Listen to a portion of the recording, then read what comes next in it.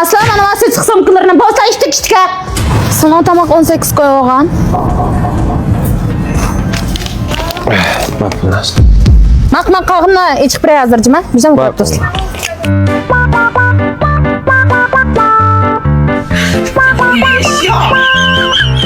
Uy, ma edem. Çapını tercih ki bu pulunu içsem yok ya. Ma siz sumkalarını bir şey koyup da hem de. Bu ne yapacak yani men jığıştırma. O çıraydan kalsam xel onsak turdu. Vallahi ma sumkını bir akla tanı taşlaydan la. Bir sakıyıp gider. Turkudan kalsam xel cayet turdu abi. İginni igiz beskeyge edemden zadı. Yey. Xo'jayin mening somkam qolib qopti ekan. Somka? O somkani Laji xon tashlatkizib etdim ballaga.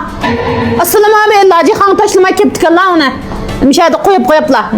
Oshib og'zini aytmagandek qo'yib bakadim ballani avar qilib ayak appag'ini soldim. Sapsaq balikalla bir chapan on kiyib kelsirim bunda. Qiyg'ashtirim on tatti. Mas'ul chiqsa Laji xon deb pasla.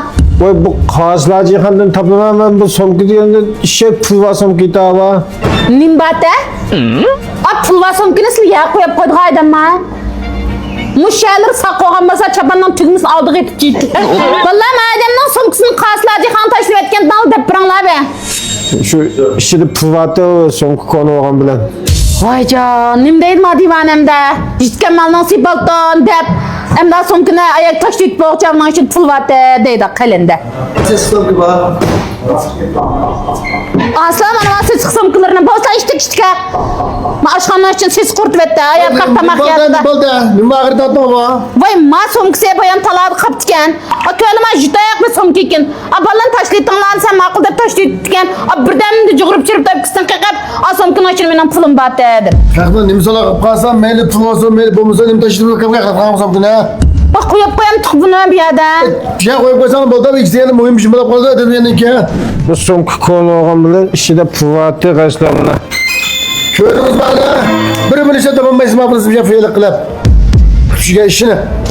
Xaridani mana turqalib ma'lum qilmaymiz va boshqa bunday ekan. Kimagan kimiga? Aytib mizda qilib bahamaymiz haqqa. Eşyapanıcı edem bari ko'rdingiz ma?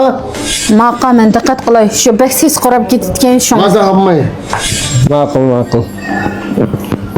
Shu tushib